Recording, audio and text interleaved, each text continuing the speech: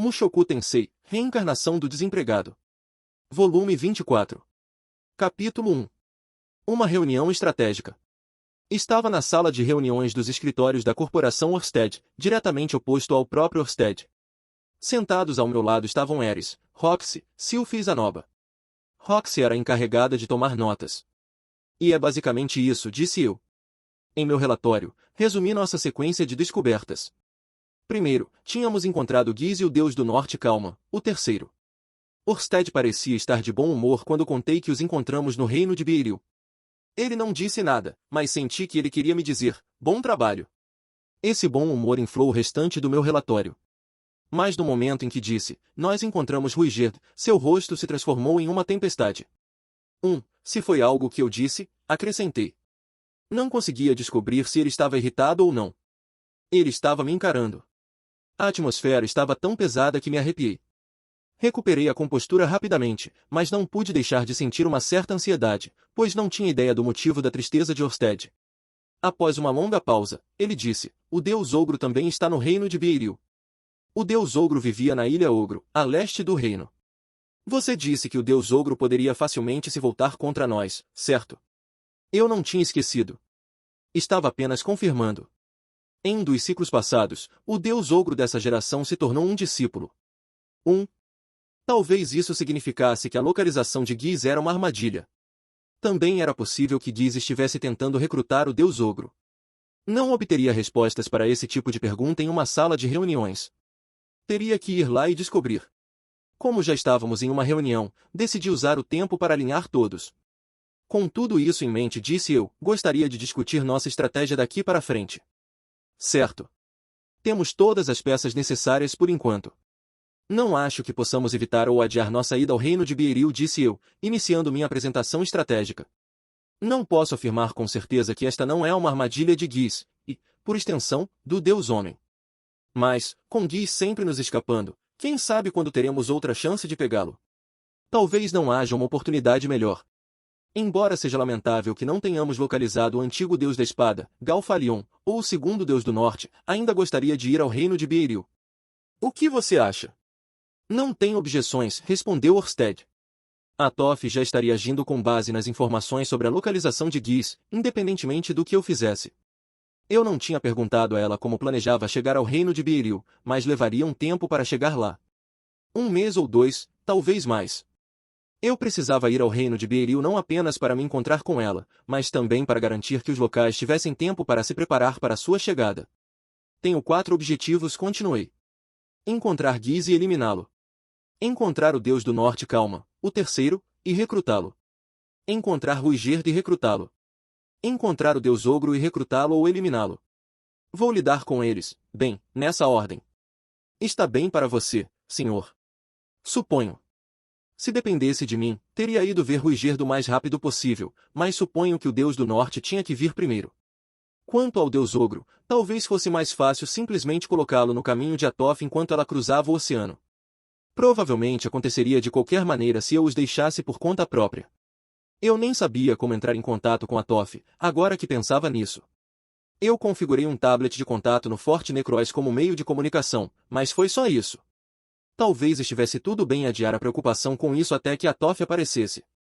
Talvez eu não tivesse escolha de qualquer maneira. Seria um verdadeiro incômodo não poder contatá-lo em caso de emergência, embora.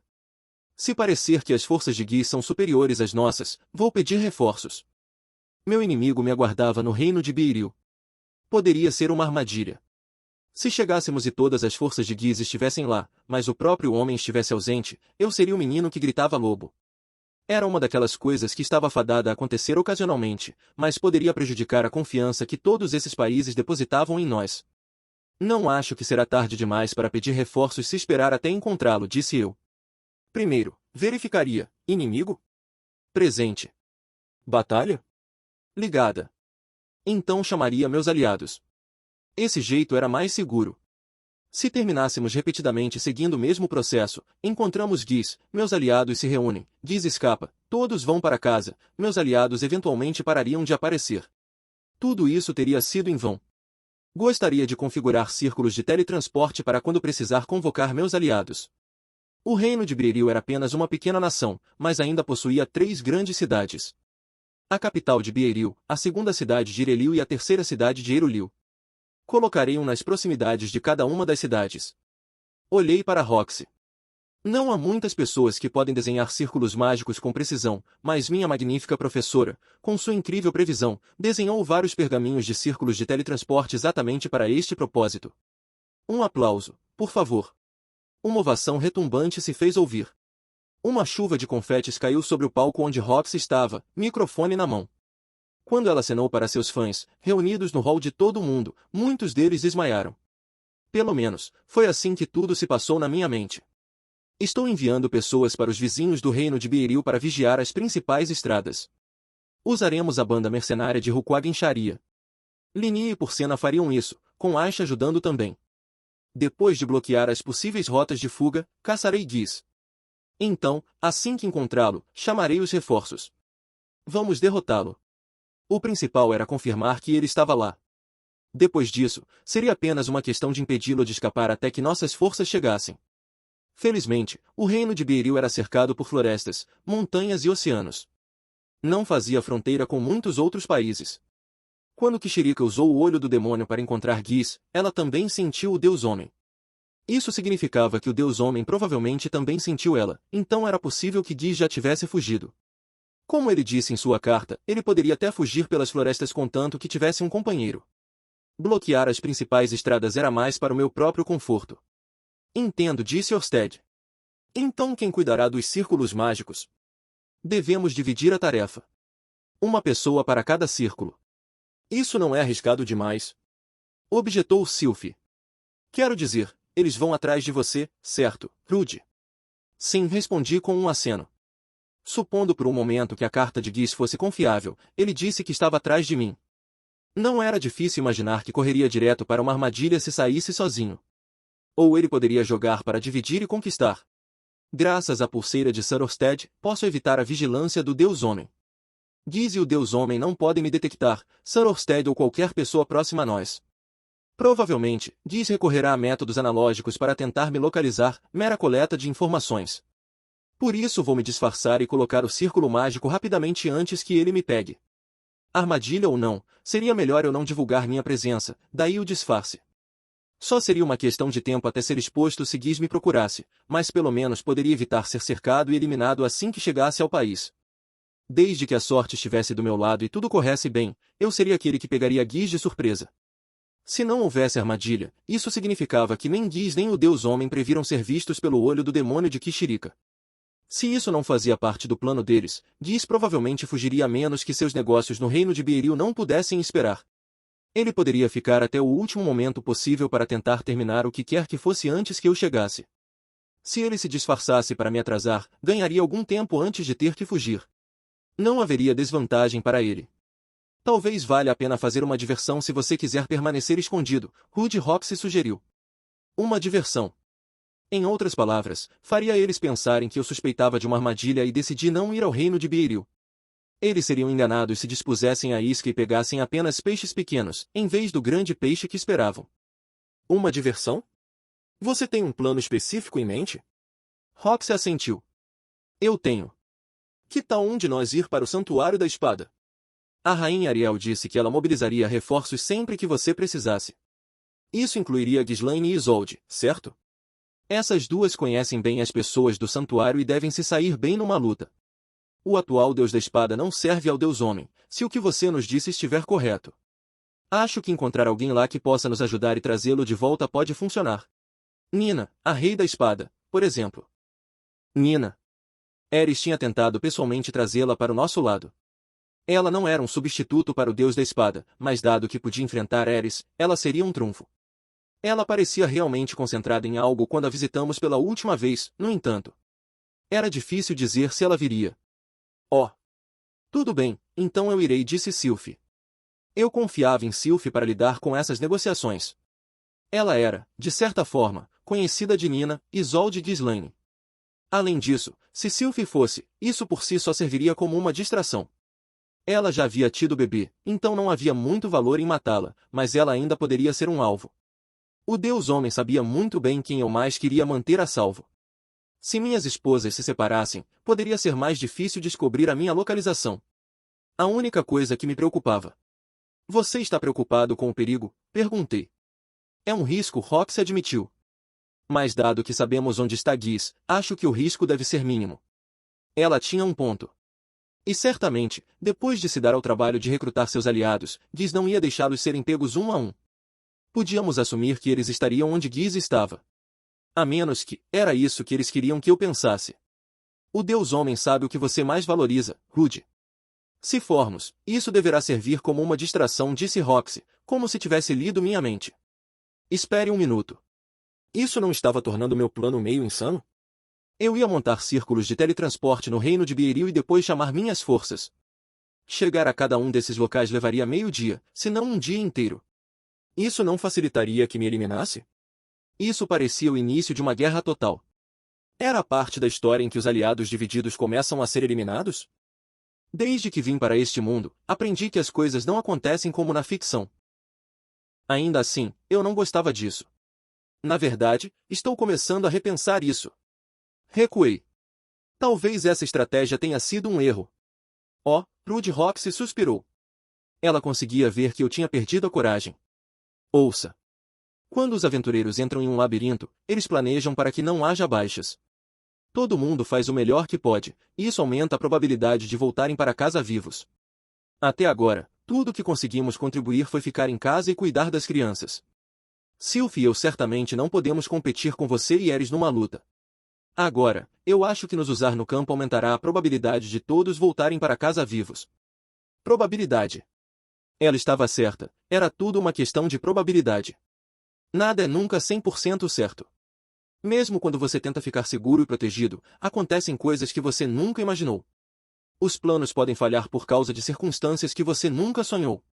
Eu sei que você quer nos manter trancadas em casa, Rude, Roxy continuou, mas se você perder, não importa o quanto nos isole. Tudo terá acabado para todos nós. Sim, cada escolha envolve riscos, mas vamos ser corajosos. Então poderemos rir disso tudo quando tudo isso acabar. Como eu poderia ser feliz novamente se perdesse qualquer um deles? Se eu chegasse em casa do reino de Beeril e encontrasse Roxy ou Sylph ou Ares desaparecidas, eu conseguiria rir naquela época. Nem pensar. Rude, agora somos todos pais. Temos que pensar no futuro. Vi o rosto de Paul na minha mente. Se Paul estivesse vivo, o que ele teria feito naquele momento? Quando ele entrou no labirinto de teletransporte, me levou com ele. Quando aconteceu o incidente de deslocamento? Bem, ele perdeu a cabeça. Melhor esquecer isso. Antes disso, quando estávamos morando em Buena, ele nunca me trancou em casa. Eu acho que ele tentou me proteger, mas também me deixou vagar por uma vila onde você não precisava ir longe para encontrar perigo. Zenith, quando não estava grávida, trabalhava no centro de cura local. Mesmo depois de engravidar, tive a sensação de que ela estava fora e sobre com frequência uma vez que estava estável. Paul não era um pai perfeito. Ele também não tinha inimigos que queriam matá-lo. No entanto, eu ainda estava vivo hoje, então talvez dizer não a tudo era um sinal de que eu estava ficando superprotetor. Por outro lado, esta era uma situação totalmente diferente.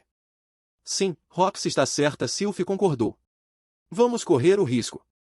Contanto que alguém sobreviva para cuidar das crianças depois que nossos inimigos forem derrotados, nós vamos conseguir.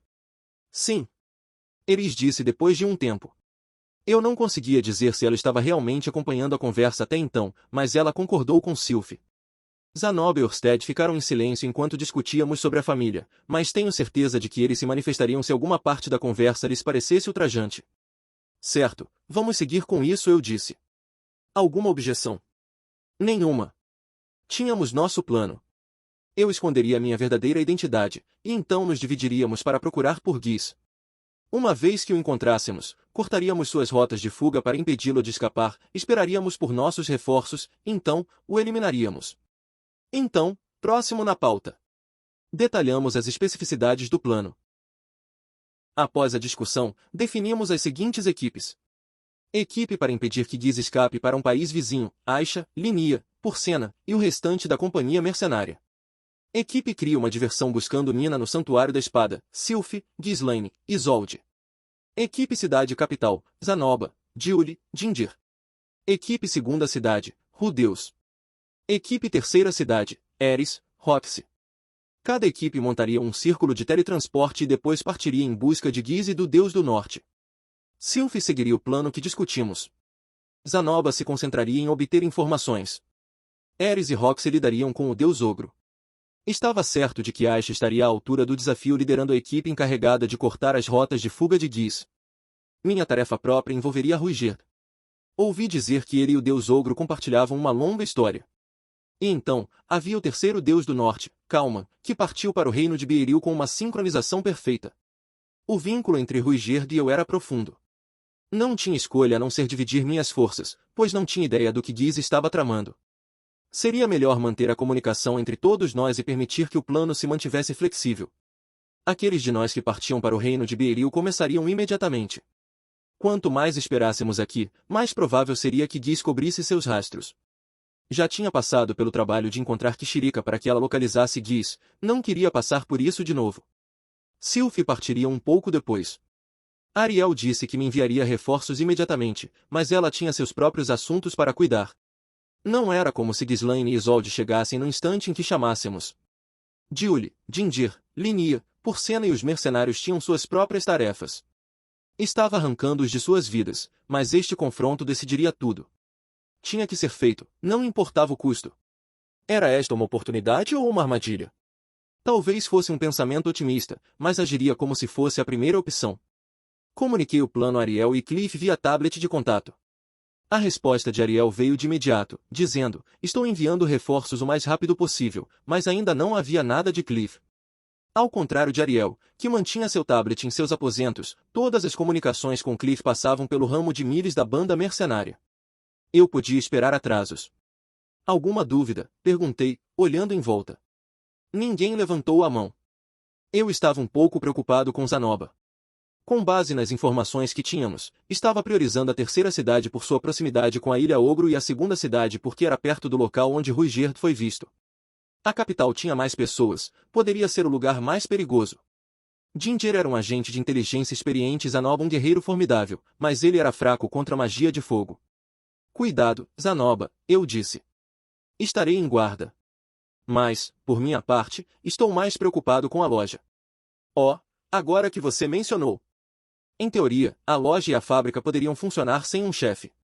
Mas com Zanoba e Julie ambos fora, quem sabe o que aconteceria se algo grave desse errado. Eu queria deixar Julie para trás. Eu disse. Ah. Eu prometi a ela que nunca mais seríamos separados. Julie realmente amava Zanoba.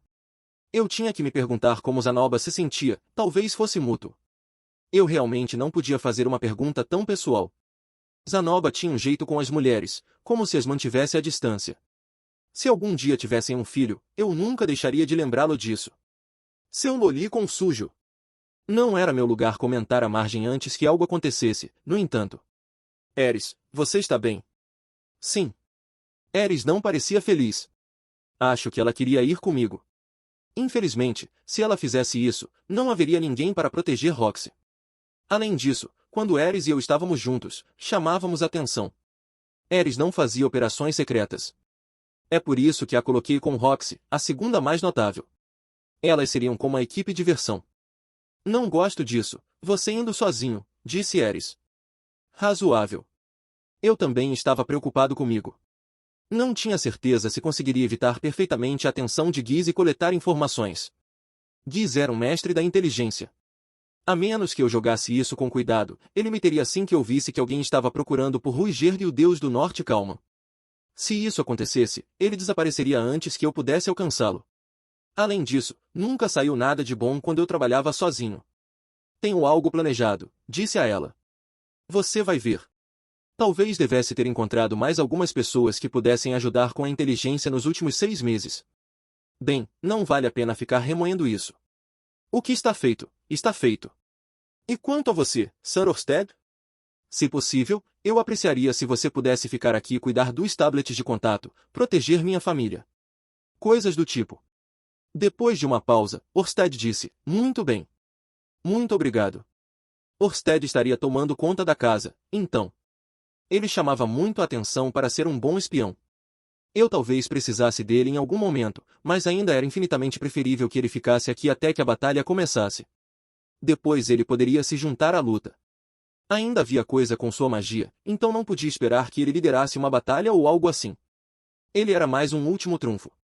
Quer dizer, era isso que seu seguidor, ou seja, eu, era bom, permitindo que ele conservasse sua energia mágica. Se Orsted se juntasse à luta neste momento, significaria que já tínhamos perdido. Orsted ficou em silêncio. Tive a sensação de que ele tinha algo que queria dizer, mas não consegui ler sua expressão através de seu capacete. Talvez ele estivesse preocupado. Droga, estávamos prestes a iniciar um grande jogo estratégico, ele provavelmente estava nervoso como o resto de nós. Finalmente, ele disse para mim, Deus, mantenha esse anel. Só por precaução. Que anel? O anel do Deus da Morte. Olhei para minha mão. Lá, no meu dedo, estava o anel com a caveira. Meu presente do Deus da Morte era algo arrepiante de se ver. Por algum motivo, mesmo depois de me encontrar com Kishirika, não o tinha tirado. Posso perguntar por quê? Só por precaução. Você só precisa usá-lo para que seja eficaz. Tudo bem, vou usar. Eu não entendi, mas é a vida. Tudo o que eu tinha que fazer para funcionar era usá-lo. Tudo faria sentido quando chegasse a hora. Com sorte. Há algo que eu queria pedir desculpas, Orsted começou, mas então alguém disse, com licença, e ele calou a boca de novo. Quem foi que disse isso? Que funcionário tolo ousa interromper o chefe quando ele está falando? Olhei ao redor, mas ninguém havia falado. Ninguém sequer levantou a mão. Era a voz de uma mulher. Quem a havia dito? Presidente. Ela me chamou de presidente, o que só poderia significar. Hã? Ela nem estava na sala. Temos visitantes, disse a voz, um pouco mais urgentemente. Ahá, está vindo pela porta. Mistério resolvido. É a pequena senhorita elfa da recepção. Qual é o nome dela mesmo? Desculpe, eu vou ver o que é, eu disse. Eu havia dito a ela para não nos perturbar enquanto estávamos na reunião. Poderia ser uma emergência. Uau! Quando entrei no saguão, a primeira coisa que meus olhos registraram foi ouro. Da cabeça aos pés, puro ouro. Um homem de armadura dourada estava brilhando diante de mim. O que? Ei! O pepita de ouro humanoide levantou uma mão. Aquela voz. Aquele gesto. Uma visão de uma pessoa em particular me veio à mente. Cavaleiros Dourados. Eu tinha ouvido falar que a armadura do deus da luta era dourada. Na época, Badgad, como discípulo, havia lutado contra Laplace usando uma armadura dourada. Tudo fez sentido. Eles estavam aqui para me atacar. Giz era uma distração o tempo todo. O Deus Homem salvou a armadura do Deus da Luta e enviou uma guarda avançada para me pegar. Esses cavaleiros disseram que vieram aqui por círculo de teletransporte a pedido da Rainha Ariel, forneceu a garota elfo. E isso não é nada disso. Agora que eu dei uma olhada melhor e levei em consideração a luz fraca, a armadura era mais de uma cor ocre fosca. Que bom tê-lo aqui, eu disse. O homem tirou o capacete. Por baixo, ele tinha uma cabeça de cabelo preto, relativamente rara neste mundo. Ele parecia ter cerca de 50 anos. Linhas profundas cruzavam seu rosto, e ele se comportava como um guerreiro veterano. Eu tinha conhecido esse cara uma vez, no palácio de Assura fora das câmaras de Ariel. Já faz um tempo, eu disse. Da última vez, se eu me lembrasse corretamente, ele fez um discurso digno de um adolescente cringe e depois se recusou a me dizer seu nome. Eu sabia, no entanto. O outro homem lá com ele, Sylvester, me disse. É um prazer te ver. Terei o prazer de aprender seu nome desta vez? Eu perguntei.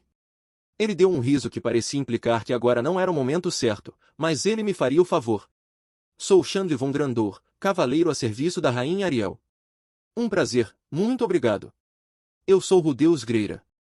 Ele se curvou para mim, então eu me curvei de volta. Pensando bem, eu nunca tinha ouvido falar da família Grandor. Eu esqueci de perguntar a Orsted sobre eles na última vez. Chandler não parecia tão importante. Estou aqui com ordens urgentes e ultra-secretas de Sua Majestade, disse Chandler. Ele estendeu a caixa que carregava sob um dos braços. Urgente? Isso deve ter significado que ele acabará de recebê-las. Eu só enviei a Ariel os detalhes do plano durante a reunião. Essa mulher se mexia rápido. Obrigado, eu disse. O que é isso? Dentro há um instrumento mágico que pode mudar sua aparência. Sua Majestade disse que você precisaria. Havia um dispositivo assim no reino de Assura, certo? Mas mesmo assim, era impressionante que ela o tivesse pronto para entregar. Talvez ela já tivesse suspeitado que eu precisaria e o tivesse pronto para uso. Por favor, confirme o conteúdo, lembrou-me Chandri. Claro. Eu abri a caixa e, com certeza, havia um conjunto de anéis correspondentes, um vermelho, um verde. O usuário do anel verde assumiria a aparência do usuário do anel vermelho. Com eles, eu poderia me fazer parecer com um aldeão totalmente comum. Além disso, este é o brasão real de Assura, disse ele, segurando outra caixa. Sua Majestade lhe concede permissão para usá-lo se você se encontrar em apuros, juntamente com o nome dela. Eu peguei a caixa e abri para encontrar uma medalha. Ela ostentava o brasão da família real de Assura. Ariel deve tê-la feito nova. Parecia novinha, e escrever cartas para mim todas as vezes devia ser uma chatice. Devia a Ariel mais um favor agora. Temos também instruções para ajudar você, mestre Rudeus. Me ajudar? Eles devem ter preenchido até que a ajuda chegasse. Naturalmente, Ariel não poderia simplesmente mandar um rei da espada e um imperador da água embora sem aviso, então ela nos enviou alguns cavaleiros que não tinham nada melhor para fazer. Recalculando. Não era justo para ele chamá-lo de preenchimento. Ele se sairia bem por conta própria como backup. E esta era Ariel, eu sabia que ela não me enviaria um amador incapaz de realizar operações ultrassecretas. Espere, eu cortei, percebendo o que ele disse. Nós. Com certeza. Venha, diga oi. Chandri chamou, fazendo um gesto com a cabeça. Parecia que uma seção da parede havia ganhado vida. Em um canto do saguão, parecendo parte do mobiliário, estava uma enorme armadura. De alguma forma, eu não tinha notado, mesmo que nunca estivesse lá antes. Não tinha muita presença. Mas, uma vez que você notou, não podia ignorá-lo. Ele era uma grande estatueta em armadura cinza e tinha um machado de batalha absolutamente massivo preso às costas. Sou o Doga, ele resmungou. Meu prazer. Sou Rudeus Greira. Doga. Eu também já havia encontrado esse cara antes. Ele estava guardando os aposentos de Ariel e não era exatamente a ferramenta mais afiada da caixa, digamos. Ele era um cavaleiro e não apenas um cara do machado. Embora seu nome e sua fisionomia fossem duros, havia uma inocência em seu rosto. Eu o interpretava como tipo forte, gentil e silencioso. Talvez ele estivesse na casa dos 20 anos, ou ainda fosse um adolescente. Chandri, em sua armadura ocre, tinha um ar de raposa prateada. Ele era bem largo também, mas ao lado de Doga, parecia um junco. Eles pareciam duas partes de uma batalha de chefe em dupla. Bem, seu desejo é uma ordem. Posso fazer qualquer coisa que você precisar. Certo. Agora que estavam aqui, o que diabos eu faria com eles? A opção sensata seria colocá-los no time de mercenários? Talvez eu pudesse colocá-los com Zanoba. Não conseguia vê-los se dando bem. Chandri, você é um lutador. Claro. Sou considerado o mais forte dos cavaleiros reais de Assura. O mais forte, hein? Supus que Gislaine e Isolde provavelmente não contavam como membros da Ordem dos Cavaleiros. Para ser honesto, ele não parecia que aguentaria uma luta. Mas ele era simpático e, pelo que vi dele no Palácio de Assura, bem engraçado. Eu provavelmente gostaria dele como amigo. Provavelmente estaremos lutando contra as grandes potências. Você acha que pode lidar com isso? Sem dúvida. Tenho me preparado para morrer desde que me comprometi a servir a Rainha Ariel. Ok, entendi. Pelo que eu sabia, Ariel o enviou porque ele era descartável. Eu o colocaria com Zanoba, mas peraí. Isso era um pouco estranho, certo? Eu literalmente acabei de enviar essa mensagem para Ariel. Ela trabalhava rápido, mas tão rápido. O tempo era perfeito demais. E se o Deus homem? Você, disse uma voz. Virei-me para encontrar Orsted atrás de mim. Chandri se curvou. Bom dia, Deus Dragão Orsted. É um prazer vê-lo, e estou encantado em ver que sua maldição está melhor controlada do que a Rainha Ariel indicou. Lancei um olhar para a menina elfo. Ela tinha os braços cruzados sobre o torso, olhando para Orsted com uma expressão de fervorosa emoção. O que era aquilo? Não poderia ser a primeira vez que ela o via, com certeza. Ele ainda tinha o capacete, mas talvez a maldição a estivesse afetando menos do que ela esperava. Mas esqueça isso. Eu estava focado em Chandri. Você serve Ariel agora. Orsted disse. Eu sirvo. Tenho a certificação aqui. Ele puxou um pedaço de papel de um bolso para mostrar a Orsted. De fato, lia-se, nomeio Chandri von Grandor como capitão dos Cavaleiros Dourados de Assura. Tinha a própria assinatura de Ariel, bem como o brasão de Assura. Ele o trouxe consigo. Algo nisso parecia suspeito, mas provavelmente era algo que eu levava das minhas suspeitas anteriores sobre ele. Vocês dois irão com Rudeus. Diz não conhecerá seus rostos. Como você ordenar. Isso funciona para você, Rudeus? Hã? Ah, sim, claro. Assim, Orsted apareceu e a decisão foi tomada para mim. Se essa era a ordem de Orsted, eu acho que nós iríamos com isso. Espere, na verdade, isso não funciona para mim. Podemos retroceder um pouco? Não podemos decidir assim tão rapidamente. Quem é esse cara? Você parece conhecê-lo, Sr. Orsted. Sim, ele é. Orsted ficou em silêncio. Olhei para Chandler e vi que ele tinha um dedo nos lábios. Se ele não sabe, talvez seja melhor continuar assim, ele sugeriu. Agora, sou o cavaleiro da rainha Ariel. Daqui para frente, serei o servo do mestre Rudeus. Parecia que Chandler era famoso. Quem ele poderia ser? Ele não parecia ser uma grande potência. Se alguma coisa, ele meio que tinha uma vibe de ser facilmente influenciado. Quais pessoas famosas Orsted conheceria? Talvez ele estivesse relacionado ao clã do dragão, Imperador Dragão Sagrado Shirad ou Rei Dragão Abissal Maxwell. Mas ele não tinha o cabelo prateado. Talvez ele pudesse ter tingido. Você tem certeza disso? Perguntei a Orsted. Ele servirá bem a você. Eu mesmo estava inseguro sobre mandar você sozinho, e ele é bem adequado para a tarefa. É improvável que ele seja um discípulo, e espero que ele seja bom em coletar informações. Orsted soava confiante. Eu tinha que confiar nele. Ariel não nomearia algum estranho para ser capitão de seus cavaleiros apenas por causa de suas conexões, então ele certamente tinha algumas habilidades de combate. Não vou decepcionar você, Chandler disse. Vamos pensar. Orsted disse que ele é bom em coleta de informações, então talvez essa seja sua especialidade. Orsted agiu como se fosse óbvio que ele conhecia Chandler, e Chandler pareceu considerar natural que Orsted o conhecesse, fazia sentido. Eu estava nervoso sobre trabalhar sozinho. Por outro lado, eu também estava nervoso sobre trabalhar com pessoas que eu não conhecia. Com Orsted atestando por ele, não havia necessidade de ser cauteloso. Certo? E a própria Ariel o enviou. Orsted insistiu em enviar esse cara, isso significava que ele tinha que ser bom no que fazia e uma escolha segura. Era assim que Orsted deveria ter julgado. Se nada mais, Ariel confiava nele o suficiente para deixá-lo usar os círculos de teletransporte. Isso tinha que contar para algo. Talvez eu devesse confiar na avaliação de Orsted e Ariel sobre ele. Tudo bem, eu disse. Por favor, venha e participe da reunião, embora eu tema que ela já esteja terminando. Muito bem, Chandler respondeu. Vou recapitular toda a estratégia com os dois, depois vou ver o que Ariel tem a dizer sobre eles, pensei, conduzindo os dois misteriosos cavaleiros para a sala de reuniões. Capítulo 2. Um item cobiçado. O reino de Beeril ficava na borda leste da região norte do continente central, cercado por montanhas, oceanos e florestas. Possuía 3 grandes cidades, a capital de Beeril no centro, a segunda cidade de Irelil na borda da floresta ao sul e a terceira cidade de Irulil no oceano a leste. Não havia nada particularmente único sobre o reino. Se você tivesse que apontar algo, seus domínios eram vastos considerando a pouca influência que exercia sobre outras nações. Apesar de ser 2 vezes o tamanho de seu vizinho, seus militares tinham aproximadamente a mesma força, mesmo que o leste das terras do norte permanecesse sob a província de senhores da guerra rivais até hoje. A questão era, como o reino de Beeril, com mais terras do que tinha força militar para defender, evitava uma invasão? A resposta era a tribo Ogro. A tribo Ogro vivia na Ilha Ogro, uma rocha solitária emergindo do oceano. Sua amizade com o reino de Beeril era antiga.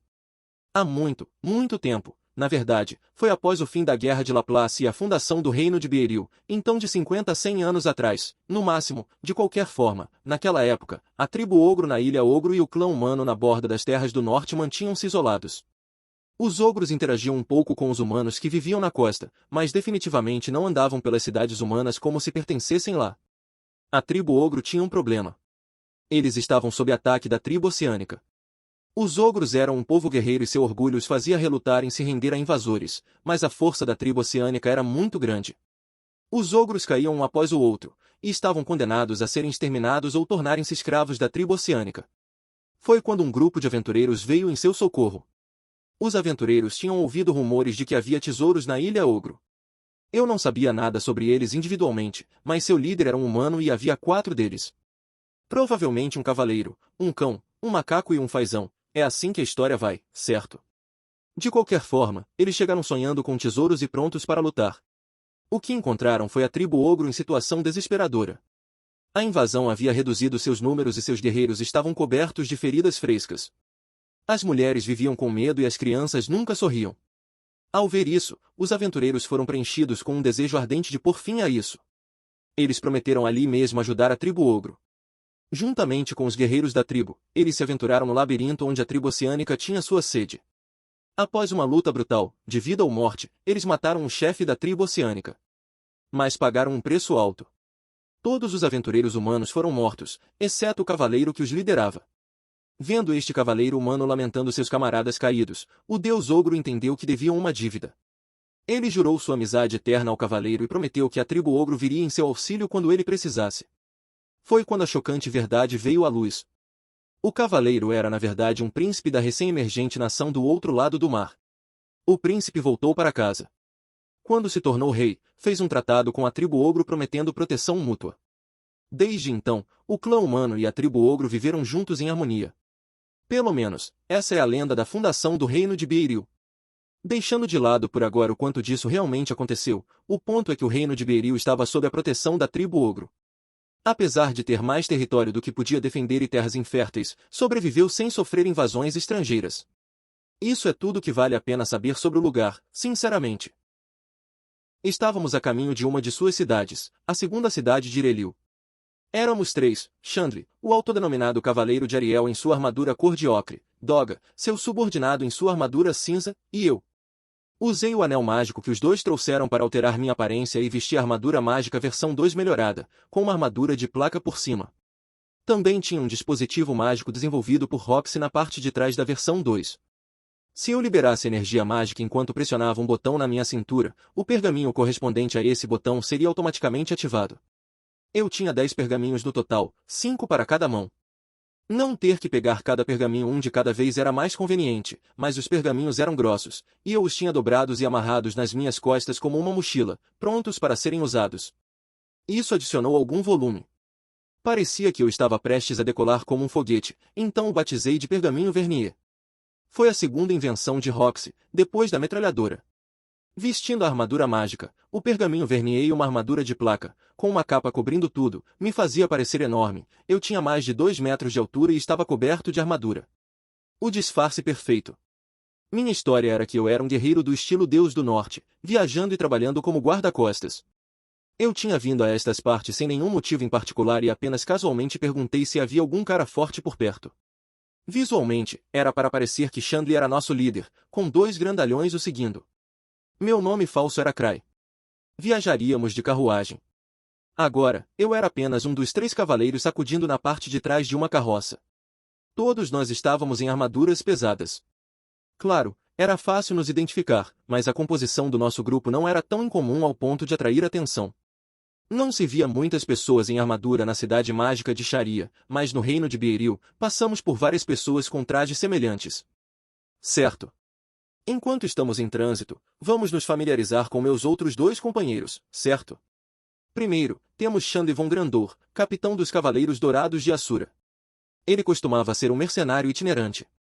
Depois de passar muito tempo na zona de conflito, foi a Assura para a coroação de Ariel. Encantado por sua voz e sua beleza, ele tentou todos os tipos de táticas para se tornar seu servo até que finalmente ela o notou, e ele teve a chance de apresentar sua proposta. Foi assim que ele obteve sua posição atual. Parecia que ele era bom em bajular autoridades, mas Ariel não nomearia um capitão de cavaleiros cujo único talento fosse bajulação. Algo mais deve ter chamado sua atenção. Quando pedi a ela mais informações sobre ele, ela respondeu que ele era íntegro e confiável, mas não me disse nada sobre sua verdadeira identidade. Eu praticamente a ouvi rindo de mim. O que? Você não sabe? Então eu não vou contar. Por enquanto, sua alegação de ser cavaleiro de Ariel não era fraudulenta. Isso era bom para mim. Para um cavaleiro dourado, sua armadura era bastante opaca. Parecia meio dourado à luz certa, então talvez precisasse de um polimento? Era mais amarelo do que dourado. Que tal os cavaleiros amarelos? Isso soava impressionante. Tipo amarelo 14 ou algo assim. Mas havia uma ordem de cavaleiros dourados em Assura. Lembrei-me de cavaleiros brancos e negros, mas não me lembro de dourados.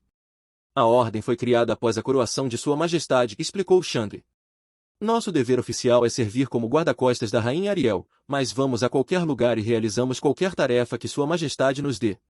Usamos os círculos de teletransporte proibidos quando precisamos. Basicamente, eram os lacaios de Ariel. O propósito original da ordem, pelo que me disseram, era ajudar nossos aliados, continuou ele. É mesmo? Então Ariel os estabeleceu para nós. Ela tinha um forte senso de dever. Um pouco assustador. O que ela exigiria de mim no futuro? Estaria tudo bem desde que Orsted cuidasse disso, mas mesmo assim. Somos uma ordem recém-estabelecida e não temos muitos membros ainda, mas somos de elite. Eu posso não parecer, mas já experimentei o estilo Deus do Norte, disse Chandri, sorrindo. Então, eu teria pensado que você carregaria uma espada, eu disse. Pensei que isso seria mais eficaz. Ele girou seu bastão de metal dourado. Parecia um pouco com um cano de ferro. Um lutador de bastão, então. A luta com espadas era excepcionalmente avançada neste mundo. Acredito que fosse a influência do clã Super que tornava armas marciais com alcance menos populares. Nunca tinha visto um lutador de bastão neste mundo até agora. Se ele conseguisse lidar com o estilo Deus do Norte, ele seria capaz de enfrentar qualquer coisa. Havia até guerreiros um pouco parecidos com ninjas entre os seguidores do Deus do Norte, eles também não eram lutadores de espada. Uma arma mais longa lhe dá um grande alcance, não é? Eu disse. Isso mesmo. Absolutamente. Lutadores do estilo Deus da Espada atacam a partir de distâncias impossíveis, e lutadores do estilo Deus da Água bloqueiam ataques de qualquer distância. Isso é o que os torna fortes. Por que se apegar a espadas? Você pode muito bem começar com uma arma de longo alcance. Um argumento simples. No mundo da minha antiga vida, essa ideia não era questionada. As faixas de alcance das armas se estendiam cada vez mais. Mas este mundo não era assim. Se as pessoas começassem a aceitar isso, os lutadores de espada que compunham a maioria da classe guerreira perderiam seu respeito.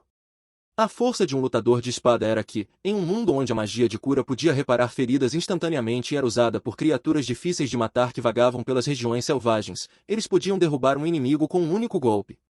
Em outras palavras, e peço desculpas a Chandri, seu argumento em favor de seu bastão era a lógica mal elaborada de um homem fraco. Talvez fosse eficaz quando lutava contra pessoas, mas eu não daria grandes chances a ele contra um monstro com habilidades regenerativas fortes. Doga também faz parte dos Cavaleiros Dourados.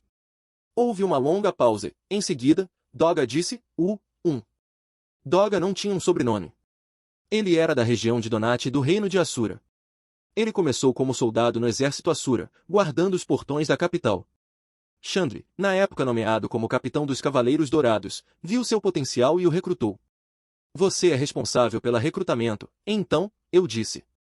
Transformar os Cavaleiros Dourados na Ordem de Cavaleiros Perfeita faz parte do meu trabalho como capitão. Ainda estou em busca de novos membros fortes e capazes para nos juntarmos às nossas fileiras. Parte do trabalho, hein? Lembrei-me da guarda pessoal da criança abençoada. Sua capitã, Therese, havia sido a mais fraca deles também. Aparentemente, não havia um requisito de que o líder de uma organização fosse o mais forte. Um talento para a liderança era mais importante. Mas, considerando que vocês são chamados de Cavaleiros Dourados, a armadura de Doga não é muito dourada. Bem, o que você espera? Que tipo de idiotas usariam armaduras tão óbvias fora de cerimônias oficiais? Os dois de vocês se destacaram no Palácio de Asura. Ir aos aposentos de Sua Majestade é uma ocasião apropriada para esse tipo de pompa. Os Cavaleiros Reais fazem parte da autoridade simbólica da rainha. Se ela tivesse algum mané com armadura sem graça guardando seus aposentos, seria um escândalo. As pessoas cochichariam que toda a pompa e esplendor do reino de Asura é apenas superficial, que por trás das portas fechadas somos apenas alguns bandidos em trapos. Personagens sombrios. É imperativo que o monarca seja cercado por glamour. Bem observado. Eu tinha sido negligente ao sempre aparecer para ver a rainha em questão em roupas surradas. Exceto, o que eu deveria fazer? Sua Majestade podia parecer deslumbrante, mas, atrás de portas fechadas, ela estava se associando com personagens sombrios, a galeria de bandidos da Corporação Orsted. Eu vou usar o meu melhor da próxima vez que for vê-la, para que ninguém pense que eu sou suspeito, eu disse. Ah, não, se você aparecesse com trajes formais, nós nos perguntaríamos quem morreu. Fora de ocasiões oficiais, você deve aparecer à vontade parecendo um trapo. O que você quer dizer com isso? Eu retruquei, mas Chandler só riu de mim. Eu admito que ele não parecia um cara ruim, mas ser discípulo do Deus Homem não tinha nada a ver com ser bom ou ruim. Orsted e Ariel poderiam dizer que ele estava tudo bem, mas eu ficaria de olho nele. Esta área não recebe muita neve, não é? Chandler disse. Olhei ao redor. Havia uma leve camada de neve nas planícies ao nosso redor, mas não o suficiente para atrasar a carruagem. Parecia que era o suficiente para interromper o trabalho nas fazendas. Ao nosso redor, a terra nua estava cavada e o que pareciam campos cultivados ficavam estéreis. Mesmo à distância, dava para ver que essas terras não eram férteis. Eu tinha imaginado que as terras do norte estivessem cobertas de neve nesta época do ano, mas o reino de Beiril tinha menos do que eu esperava. O vento estava cortante e o ar estava seco, simplesmente não havia muita neve. Eu me pergunto se é por causa das montanhas. Como as montanhas estão conectadas? Talvez as nuvens parem nas montanhas a oeste, então a neve não chegue tão longe. Entendo. Mestre Rudeus, você é muito instruído. Mas posso estar errado. O clima neste mundo nem sempre correspondia ao que era conhecimento comum em minha vida anterior. Na Grande Floresta, a chuva poderia cair por 3 meses seguidos, e desertos se formavam em continentes que não tinham fatores particulares que levassem à desertificação. Era totalmente possível que as montanhas não tivessem relação, e houvesse alguma magia na floresta oeste que impedisse a queda de neve. Meu avô era obcecado por esse tipo de coisa, disse Chandler. Mesmo? Ele estava estudando algo? Ele queria saber de onde vinham as nuvens e para onde iam, o que as pessoas eram antes de nascerem e para onde íamos quando morríamos. Esse tipo de coisa. Ele passava dias inteiros olhando para o céu, pensando. Ele soava como um filósofo. Compreensível. Se eu chegasse à velhice, pensei que gostaria de passar meus dias assim. Uma vez que eu completasse 60 anos, ficaria sentado com Sylphie e Roxy, lentamente enlouquecendo. Ah! Exceto que Sylphie tinha sangue de elfo e Roxy era uma migur, então acho que elas ainda pareceriam jovens. Eris provavelmente estaria tão em forma quanto agora, mesmo como uma vovó. Suponho que eu teria que enlouquecer sozinho. Isso é muito filosófico, eu disse. Filosófico? A filosofia é, tem um monstro. Eu vou lidar com isso. Fomos atacados por monstros várias vezes na estrada. O reino de Beiril era tão arborizado quanto as pessoas diziam, e a estrada ocasionalmente corria bem ao longo da borda da floresta. Nessas ocasiões, eu tive a chance de ver as habilidades dos meus companheiros, e eu tinha que admitir que eles eram habilidosos.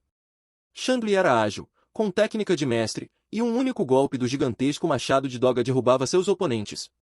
Eles eram tão fortes quanto pareciam, o que era uma maneira sofisticada de dizer que eles não eram mais do que isso.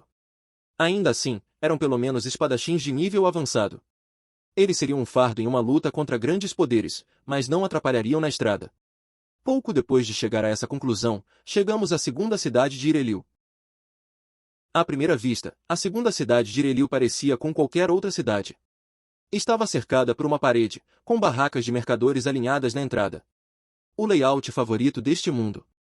Suponho que era digno de nota que havia mais edifícios de madeira aqui do que na cidade mágica de Sharia. As estruturas de madeira, com seus telhados de ângulos acentuados, foram construídas para deixar espaços entre cada prédio em caso de incêndio. Tinha sentido para um país cercado por florestas estar cheio de madeira. Deixamos o carrinho em um estábulo e caminhamos pela rua que levava às nossas acomodações. Notei que não havia tantas barracas de mercadores como eu esperava. Talvez não houvesse clientes suficientes para atrair mercadores. Essa seria a explicação mais lógica, mas havia muitos aventureiros por aí para vender. Passamos por muitos guerreiros de armadura e magos de manto. O número de barracas de mercadores não correspondia ao número de aventureiros. Havia uma razão para isso ou era apenas uma discrepância comum? Ops! Eu estava olhando ao meu redor enquanto caminhava e quase colidi com outro transeunte igual. O cara era grande. Perto de 3 metros de altura. Mesmo embrulhado em minha armadura, tive que olhar para cima para vê-lo. Se este mundo tivesse meios gigantes, eu apostaria que eles se pareceriam exatamente com isso. Sua pele era marrom avermelhada e seu cabelo era preto avermelhado. Ele era musculoso e seus braços, pernas e pescoço eram grossos como troncos de árvores. Um destaque especial foi a cabeça. Era enorme. Sua mandíbula inferior incomumente grande se projetava para fora, com 2 presas se projetando dela. 2 chifres brotavam de seus cabelos desarrumados. Isso deve ser um ogro. Olhe para onde está indo, disse o ogro quando quase colidimos. Ele continuou seu caminho com apenas um olhar. Ele carregava uma carga maciça em suas costas, mas parecia leve em comparação com o tamanho de seu portador. Eu nunca tinha visto um ogro de perto antes. Caras formidáveis. Aqui no reino de Beiril, ogros eram livres para andar como quisessem. As pessoas do reino não pareciam achar isso incomum. As pessoas tratando outra raça como cidadãos aceitos não era algo que eu havia visto muito em outros lugares. Crai, não fique olhando tanto. Você não é um caipira. Hein? Ah, certo. Chandler falou em um tom agudo, totalmente diferente de como ele havia falado durante nossa jornada. Parte do disfarce, eu suponho. Não há ninguém por aqui que vale a pena ser incomodado. Você está perdendo seu tempo olhando. Se você diz. Certo, éramos guerreiros do Deus do Norte. Eu só deveria demonstrar interesse em pessoas que parecessem fortes. Caso contrário, nosso disfarce não serviria para nada. Vamos conseguir quartos. Crai, Doga? Estamos bem. Sim. Doga era o mesmo que tinha sido no carrinho, mas Chandler estava totalmente no modo de interpretação, como tínhamos discutido. Ter Chandler atuando como líder também ajudava a esconder minha presença. Ok. Eu sou o comparsa dele, Crai. Profissão, soldado. Que tal uma bebida para celebrar nossa chegada, Chandler? Depois de organizar o alojamento, que tal irmos até a taverna e relaxarmos? Ah. Quando eu penso que você é um bom para nada, você tem algumas ideias muito boas. Você poderia aprender com ele, Doga. Nós nos dirigimos para a estalagem. Foi nesse momento que entramos na taverna. Algo estava errado. A atmosfera estava estranha. Não era como em qualquer outra taverna que eu já tinha ido. Até onde eu podia ver, não havia nada de incomum nela. Havia muitos aventureiros e também muitos habitantes locais. Cerca de 1 em cada 5 clientes era um ogro, mas isso não era a fonte da minha inquietação. Não era incomum ver várias raças interagindo em uma taverna, mais do que em outros lugares da cidade. Então, o que era? As pessoas não estavam encarando. Não havia tipos suspeitos por perto ou objetos peculiares. No entanto, algo estava errado. Algo errado, Crai? Chandler perguntou. Você não sente algo estranho neste lugar? Eu perguntei. Chandler olhou ao redor, mas ele não parecia perceber isso. Não, ele sussurrou. Deveríamos sair. Eu quero saber o que há por trás disso. Muito bem. Com isso, Chandler entrou no bar com um ar quase imprudente e sentou-se em uma mesa vazia. Eu o segui, meio empurrado por Doga. Quando Doga sentou, a cadeira gemeu sob ele. Isso apesar de quão incomumente grandes e resistentes eram as cadeiras neste bar. Normalmente, eu tinha que ter cuidado ao sentar na armadura mágica, mas essas pareciam ser resistentes. Será que era isso que eu tinha notado? Não, isso seria ridículo. Enquanto eu estava ocupado com as cadeiras, Chandler chamou a atenção de um garçom. Eu vou pedir, tudo bem, declarou. Depois acrescentou, traga-nos comida e cerveja e encontre alguém que saiba o que está acontecendo por aqui. Seja rápido. Tivemos uma longa viagem e estamos exaustos. Ah, espere, traga algo mais fraco para o grandalhão. Suco de frutas ou leite, ou água, se é o que você tem. Ele jogou 4 moedas de cobre para o garçom. Estou indo já, senhores. O garçom era uma mulher ogro. Talvez fosse por isso que ela era mais magra que os homens. Ela era alta e tinha seios grandes, mas, no geral, parecia mais humana. Talvez fosse meio ogro? Ela era. Não. Ela não era fonte, também. Crai, vamos lá. Quantas vezes eu tenho que te dizer para não ficar olhando? Desculpe, eu disse quando o dedo de Chandler bateu na minha cabeça. Para que foi isso? O que é isso? Você está me respondendo agora. Embora seu tom fosse áspero, não havia ameaça nos olhos de Chandler. Ele estava apenas me avisando que eu estava agindo de maneira suspeita. Eu não estou, apenas, estou nervoso. Nervoso? Você sente que algo ruim está prestes a acontecer? Não, não é ruim. Não era desagradável o que eu estava sentindo. Pelo contrário, era como encontrar algo que eu tinha procurado por muito tempo. Será que eu não iria encontrar Giz ou Ruiger daqui, né? Caramba, pensar nisso só me faz querer olhar mais. Eu queria resolver isso logo. A taverna estava lotada e barulhenta, como qualquer taverna em qualquer lugar, cheia de pessoas rindo e discutindo umas com as outras. A maioria estava bebendo e comendo com entusiasmo. A comida não era nada fora do comum, apenas um ensopado de peixe do rio. No entanto, algo cutucava. Havia algo aqui que não tinham em outras tavernas. Ouvi dizer que vocês três estão procurando informações. Enquanto eu olhava ao redor, outro homem se juntou à nossa mesa. Ele era humano, com um rosto estreito e parecido com um rato. Você está bem informado sobre essas partes? Perguntou Chandri. Você quer saber sobre esta cidade? Eu sou o cara. Sei quantos grupos de aventureiros estão aqui, como os comerciantes conseguem seus produtos. Até poderia te dizer com quem o dono da loja de armas está tendo um caso. Bem, nos diga tudo. Acabamos de chegar e não queremos problemas. Chandri colocou algumas moedas de cobre na mão do homem. Isso não vai comprar muita coisa que vale a pena saber, ele disse. Agora, eu não estou pedindo nada grande. Mas, uma vez que você me mostre que está realmente bem conectado por aqui, bem, eu posso ter trabalho para você como intermediário no futuro. Não é isso.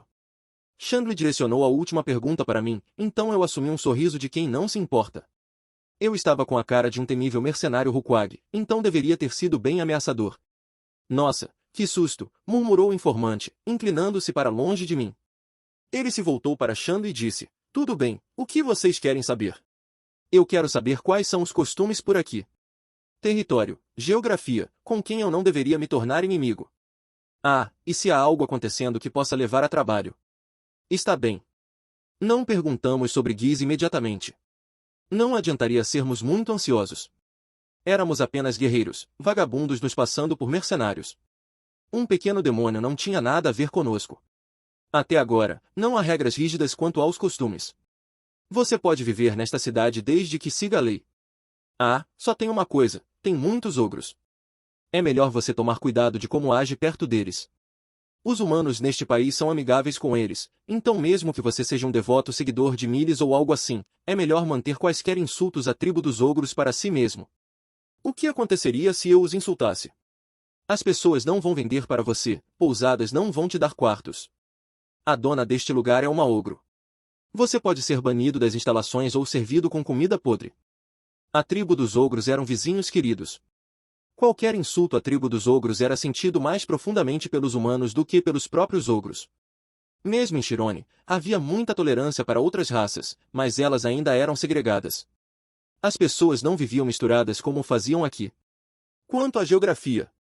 Para lhe dar uma ideia geral, ao norte você tem a capital, depois há uma aldeia ao sul. É pequena, nem sequer tem um nome, mas alguns lenhadores vivem lá, e eles sabem se defender contra monstros. A sudeste, há um labirinto. Se você quiser sua localização exata, vai lhe custar. Me diga. Chandri estendeu mais algumas moedas de cobre e conseguiu a localização do labirinto. Não íamos ir, mas não havia mal em saber. O homem voltou às outras questões de Chandri. Os que você não deve fazer de inimigos são os ogros, como eu disse antes. Neste país, ogros e humanos são tratados da mesma forma. Além disso. Certo, sim. Não é uma pessoa, mas há um lugar que você deve evitar. O desfiladeiro Arfilirne. O desfiladeiro Arfilirne. Alerta de local importante. Ruigerg deveria estar em uma aldeia perto desse vale. O desfiladeiro está no meio de uma floresta densa chamada Floresta Sem Retorno. Dizem que diabos invisíveis apareceram lá desde tempos antigos, então é proibido entrar. Diabos invisíveis? São apenas contos antigos para assustar crianças. Como você pode adivinhar pelo nome, há dragões da terra vivendo no desfiladeiro Arfilirne. Se alguns aventureiros tolos entrassem na floresta e mexessem com seus ninhos, poderíamos acabar com um bando inteiro de dragões da terra enfurecidos e violentos devastando o país. Acho que é por isso que é proibido. O homem franziu a testa, parecendo se lembrar de algo. Eu digo isso, mas não faz muito tempo. Bem, foi há cerca de um ano. Havia rumores de que diabos emergiram da floresta sem retorno. Ah! O chefe desta cidade formou uma equipe de pesquisa e os enviou para a floresta. Só que eles não voltaram. Nem mesmo depois de terminada a pesquisa. Havia todo tipo de rumor. Alguns diziam que os diabos invisíveis os pegaram, outros disseram que eles tropeçaram no ninho do dragão da terra. Outros disseram que de jeito nenhum, eles apenas foram comidos por monstros comuns. Acontece que eles não estavam todos mortos. Justamente quando o chefe desistiu da primeira equipe de pesquisa e enviou outra equipe, um deles apareceu do nada. Aqui, o homem se inclinou para a frente e me fixou com uma expressão muito séria. Cara, isso parece uma história de terror, pensei. Por que você está olhando para mim? Olhe para o Chandri. Ele estava fora de si, o pobre coitado. Ele deve ter visto algo que realmente o assustou. O chefe perguntou o que havia acontecido, mas ele apenas olhava para o espaço, murmurando os diabos, os diabos. Dizem que o chefe ficou tão assustado que desistiu de enviar mais equipes de pesquisa. Ele anunciou que a equipe de pesquisa foi comida por dragões da Terra e impôs uma ordem de silêncio sobre todo o assunto, então estamos proibidos de falar sobre isso. A verdade está envolta em escuridão até hoje, arquivada como um mistério não resolvido. Isso foi, cerca de 6 meses atrás.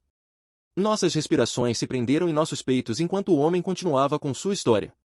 Bem, se ao menos tivesse terminado ali. Recentemente, a história chegou aos ouvidos do rei. Sua Majestade ficou indignada. Há uma aldeia nas proximidades. Ele gritou. Como você pode abandoná-los sem descobrir o que aconteceu? Ele disse que enviaria uma equipe de caça. Mesmo agora, eles estão reunindo pessoas que sabem lutar na capital. O homem olhou para cima. E não é segredo o motivo. Há uma recompensa especial de 10 moedas de ouro de Beiril para quem descobrir a verdade sobre os diabos e matá-los. Parece que pode haver um trabalho aí para vocês, não é? Ok, diabos invisíveis. Isso não era bem o mesmo que eu tinha ouvido sobre o avistamento de Ruigerd. Talvez a verdade fosse algo assim. Primeiro, Ruigerd foi até a aldeia por algum motivo, e eles o rotularam como um diabo. Alguém começou a dizer um diabo apareceu perto da floresta sem retorno, e isso se misturou com o rumor de que diabos invisíveis viviam na floresta sem retorno e se transformou em diabos invisíveis saíram da floresta sem retorno. Como o rumor ganhou embelezamentos ao longo do caminho, a informação original foi distorcida. Felizmente, a rede de informações da banda mercenária obteve a história antes de ser embaralhada. Provavelmente ajudou que eles estavam à procura de algo específico. Claro, também poderia ter acontecido na ordem oposta. Algo como um diabo invisível realmente apareceu. Diabos? Isso soa como o clã Super. Agora que você mencionou, o cara que apareceu tinha cabelo verde. Na verdade, esqueça. Isso não explicaria a parte sobre ele comprar remédios. Quero dizer, não havia lógica ou razão para como os rumores distorciam as informações. De qualquer forma, o remédio não figurou na história deste estranho. Ruigerd realmente poderia ter dizimado toda uma equipe de pesquisa sem despertar suspeitas? Por que ele faria tal coisa? Havia algo na floresta que ele não queria que as pessoas vissem ou soubessem. Entendi. Chandler disse pensativamente. Uma boa história. Certo, Cry? Não acha? Sim, diabos, hein? Isso é interessante. E eu gosto do som de 10 moedas de ouro também.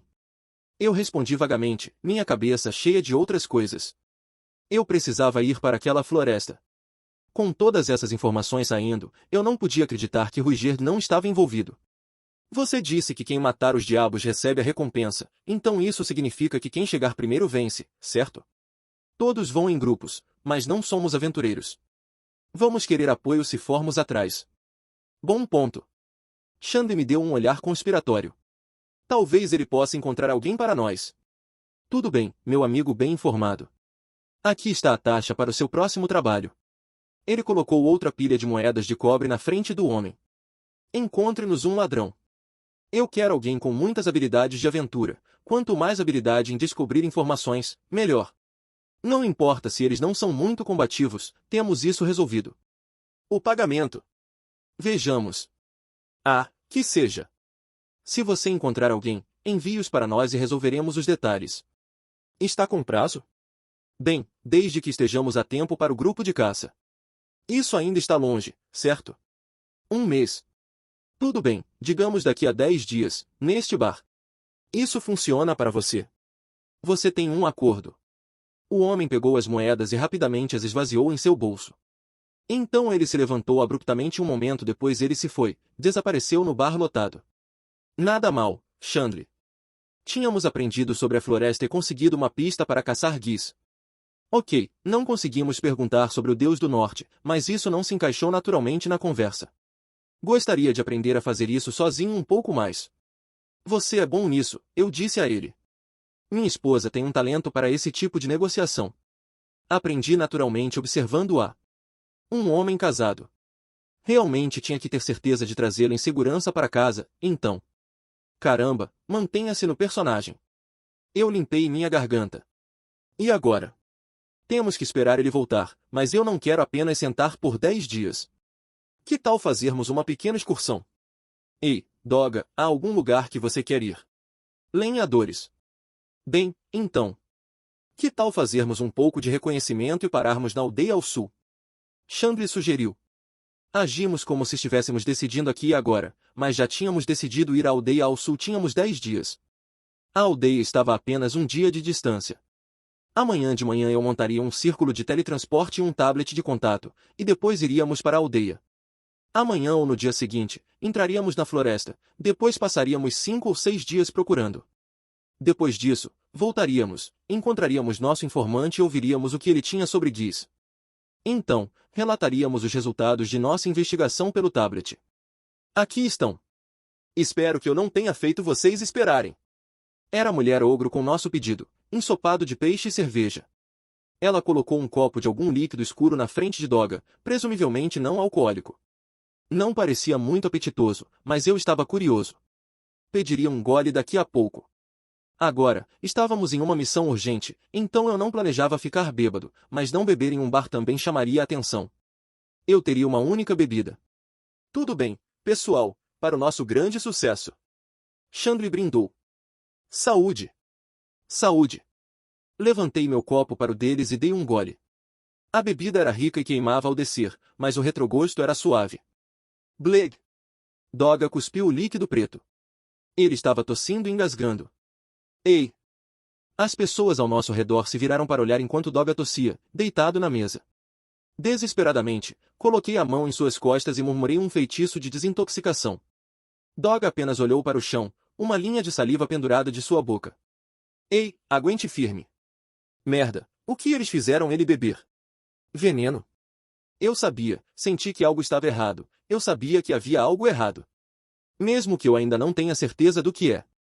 A desintoxicação funcionará? Mantenha a calma, a primeira coisa que você faz nessas situações é manter a calma.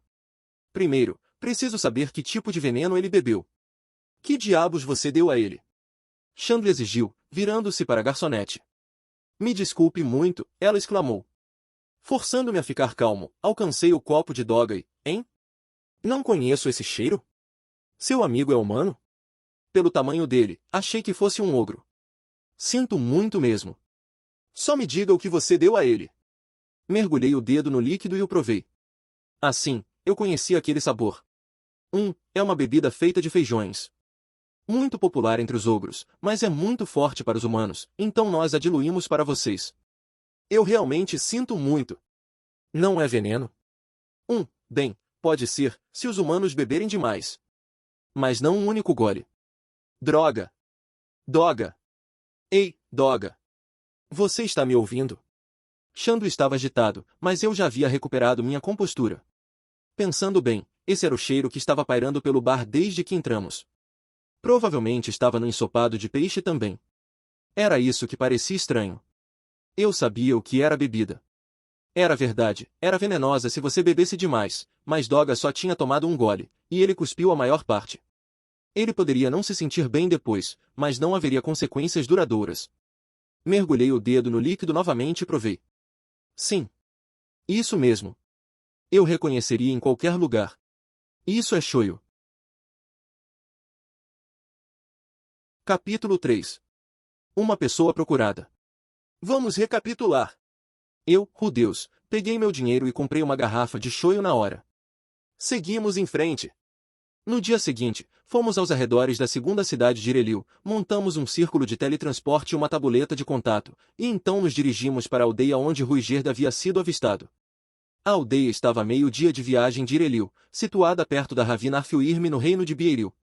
Era conhecida como Aldeia da Ravina Arfilirme, ou às vezes Aldeia da Floresta do Não Retorno, mas o nome oficial do reino para ela era Aldeia Marson. Embora estivessem documentos e outras coisas oficiais, a maioria das pessoas não conhecia o nome Marson. Acho melhor chamá-la de Aldeia da Ravina Arfilirme. Não havia muita coisa acontecendo lá. Não produzia nada de especial, nem tinha pontos turísticos.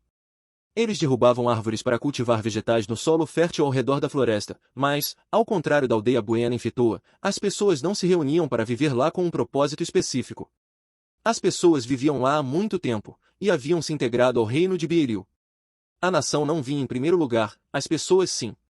Esse tipo de coisa. Sombrio, deserto, com espaços vazios entre as casas e sem sinais de vida, era o que eu esperava encontrar, mas tive uma surpresa. Quando chegamos, a aldeia estava tão cheia de vida que tive que checar 3 vezes se era o lugar remoto e desolado para onde havíamos partido. Era óbvio, olhando apenas para a multidão reunida na entrada da aldeia, que eles não eram locais.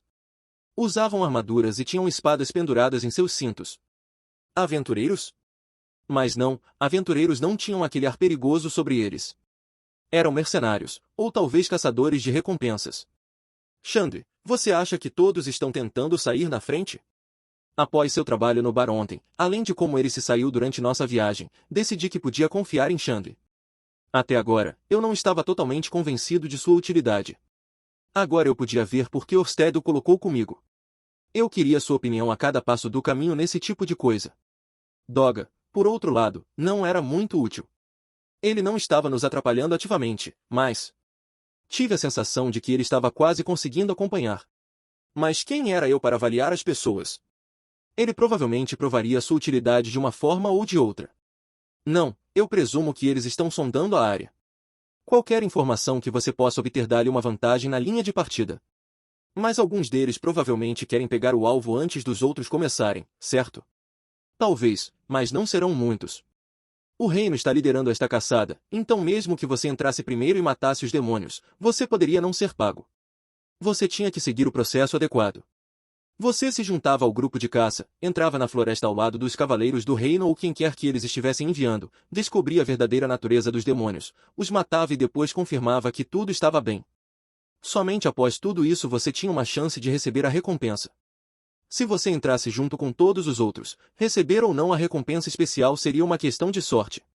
Esses caras estavam aqui sondando as coisas para tirar a sorte da equação. Quando chegasse o momento certo, eles atacariam e pegariam o prêmio. Nada a ver conosco, então. Concordo totalmente com você. Sorrindo, Chandler se dirigiu à aldeia. Lá, encontramos um prédio que parecia uma pousada e uma praça da cidade lotada de muitas pessoas para um lugar tão pequeno. Acho que todos estavam ansiosos para ir. Tendo mais pessoas por perto era conveniente para nós.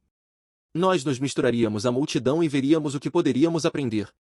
Mal essa ideia cruzou minha mente quando alguém gritou, saia! Uma ordem de despejo do nada. Obviamente, eles não estavam falando comigo. A voz veio de um canto da praça. Alguns dos caras que vieram sondar a cena se afastaram, desgostosos. Eu vi uma velha com uma bengala gritando com eles.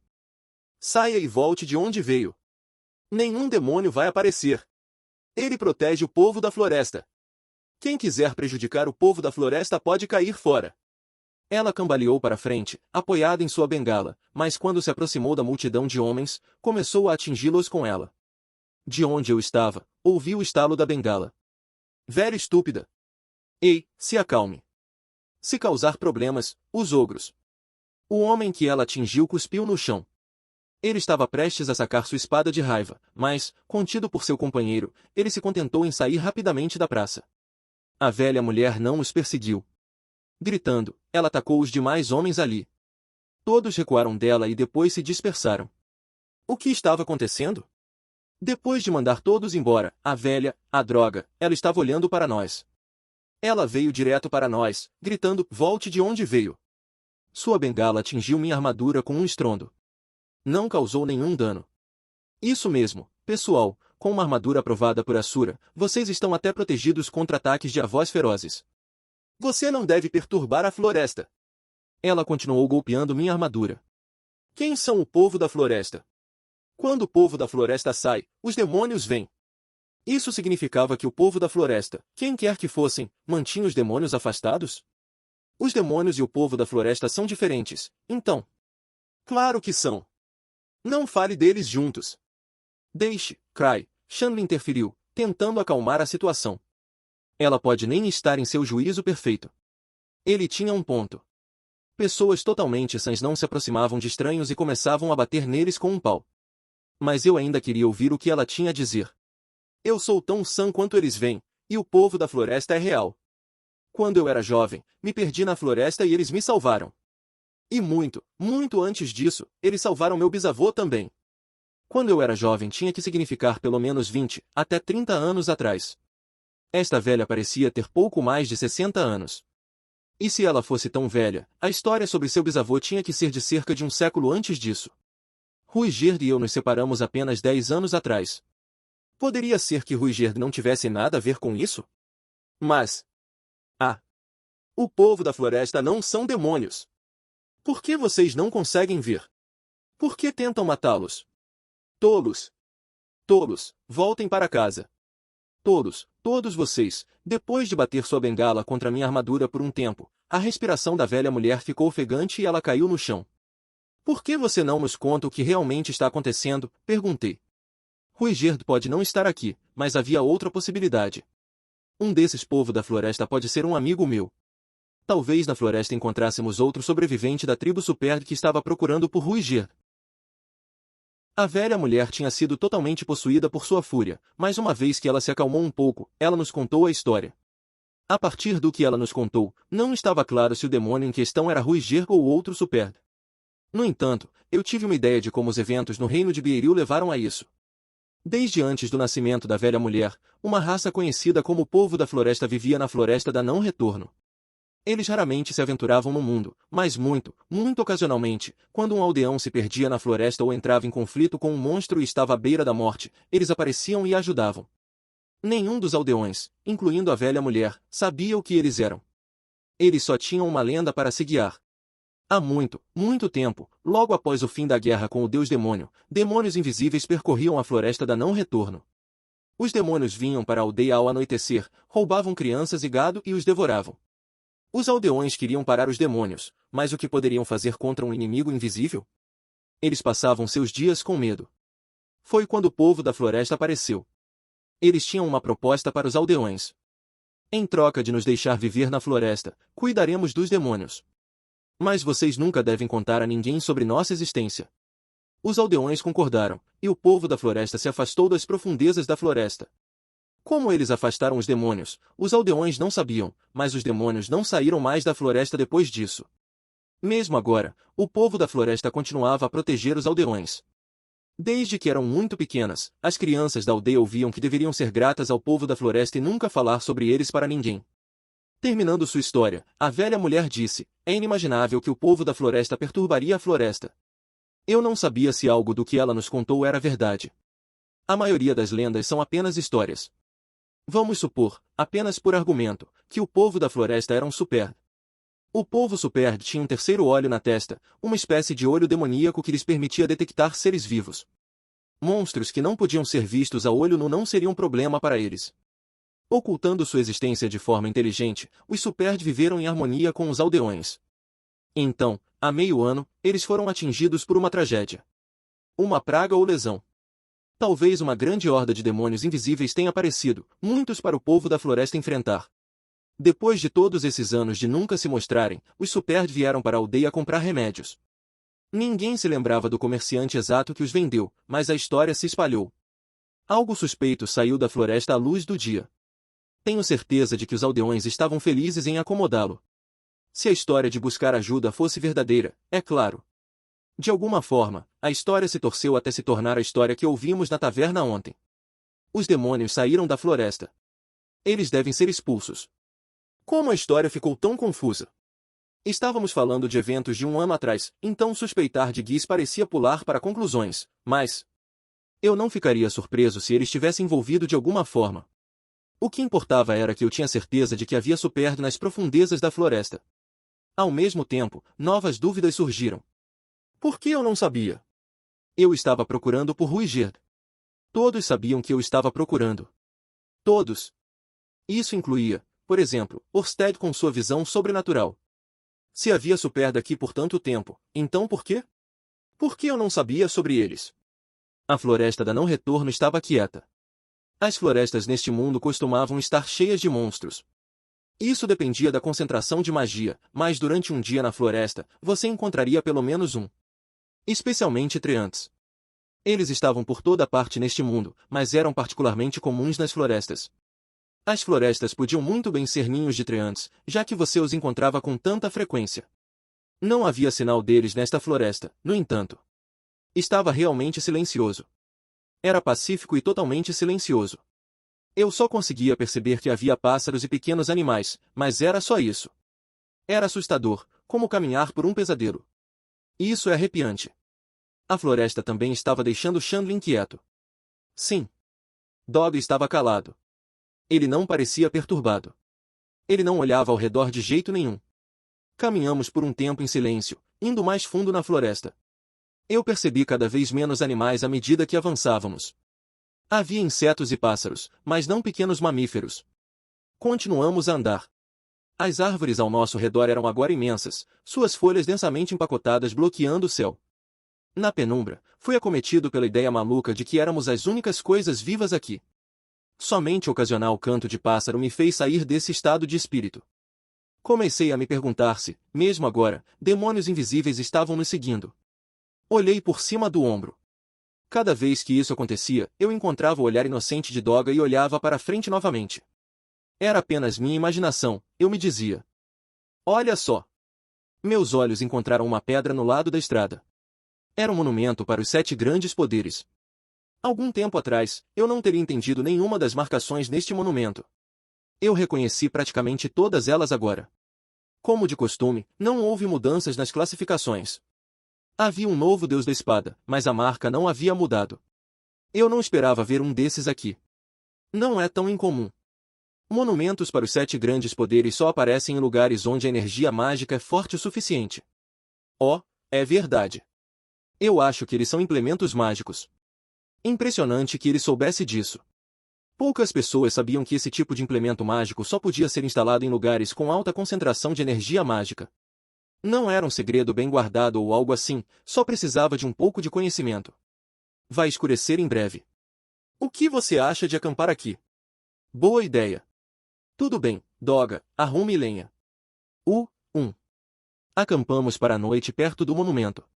Apenas por precaução, fiz um abrigo usando Fortaleza da Terra. No dia seguinte, seguimos ainda mais fundo na floresta silenciosa. No caminho, Chandler disse, com ares de uma realização repentina, este lugar me lembra as montanhas do Dragão Vermelho. Como assim? Os outros animais ficam longe com medo do dragão. Para as pessoas, os monstros podem parecer atacar cegamente tudo que se move. Eles eram mais inteligentes do que você esperaria. Eles sabiam para não se aproximar dos territórios de bestas mais fortes. A ravina da terra estava no coração da floresta. Era natural que animais selvagens evitassem um lugar tão perigoso. Você já esteve nas montanhas do Dragão Vermelho, Chandler? Apenas nas colinas. Assim como aqui, quanto mais perto você chegava, menos animais havia por perto. Dragões da terra faziam seus ninhos em penhascos de vales. Como regra, eles não saíam do seu vale. Eles também não voavam, mas usavam magia da terra para cavar túneis. Eles eram afáveis para dragões e não atacavam pessoas desde que você não invadisse o território deles. Eles também tinham uma peculiaridade curiosa em que não prestavam muita atenção aos atacantes vindos de cima, mas eram excessivamente agressivos com qualquer pessoa que viesse de baixo. Orsted me disse que dragões da terra e vermelhos eram inimigos naturais. Devido aos seus habitats completamente diferentes, as duas espécies raramente se encontravam. Era a criatura em que estávamos indo agora, mas eu não estava preocupado. Contanto que ficássemos longe do chão do vale, ficaríamos bem. Oh! Enquanto conversávamos, a paisagem se abriu à nossa frente. O chão diante de nós de repente despencou em um penhasco no meio da floresta. Era tão profundo que não consegui ver o fundo. O lado oposto do vale estava a cerca de 4 ou 5 metros de distância. Parecia estar de pé no topo de uma montanha. Eu não sabia muito sobre vales, mas a escala deste me fez lembrar o Grande Cânion. Suponho que este é o Vale da Terra. Eu imagino que sim. O que você quer fazer? Chegamos aqui são e salvos. 1. Como eu pensava, concentrei energia mágica em meu olho esquerdo. Agora que a visão estava menos obstruída, eu poderia usar o olho da vista distante. Primeiro, observei o chão do vale. Eu ainda estava me acostumando a operar o olho, então não conseguia dizer o quão longe era o fundo, mas vi facilmente. O chão do vale estava coberto de musgo e fungos, todos brilhando em azul-branco. Nas proximidades, uma espécie de lagarto com uma concha como uma pedra rolava lentamente. Eu supus que era um dragão da terra. Parecia mais um grande tartaruga do que um dragão. Talvez com essa concha, pudesse resistir a um vermelho.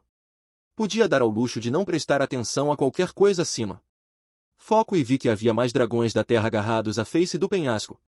Meio nojento. A seguir, usei o olho demoníaco para examinar os arredores. Até onde eu podia ver, não havia nada à nossa direita. Espere um minuto. Isso é uma ponte suspensa, eu disse. Uma ponte cruzava o abismo em um ponto onde o vale se estreitava. Então é verdade. Chandler concordou. Vamos prosseguir, então. Vamos ver o que encontramos. Tínhamos 7 dias até o informante voltar para nós. Levando em consideração o tempo da jornada de volta, poderíamos continuar entrando na floresta por mais 1 ou 2 dias. Decisão tomada, partimos ao longo da borda do vale. A ponte parecia prestes a desabar. Era basicamente 2 vinhas grossas esticadas de um lado para o outro em um ponto estreito do vale, com tábuas de madeira colocadas sobre elas. Parecia muito artesanal. Eu não tinha muita confiança em sua solidez. Ainda assim, parecia que um único adulto carregando suprimentos estaria bem. Vamos atravessar. Se eu tentasse na armadura mágica, eu ia cair. Eu não podia fazer algo tão estúpido quanto cair em um lugar onde me disseram que ficaríamos bem, desde que não caíssemos. Não gosto da aparência desta ponte. Quer voltar, então? Vamos usar uma ponte diferente, disse eu, indo até a borda do penhasco. Se a ponte fosse instável demais para eu atravessar, eu simplesmente faria uma eu mesmo.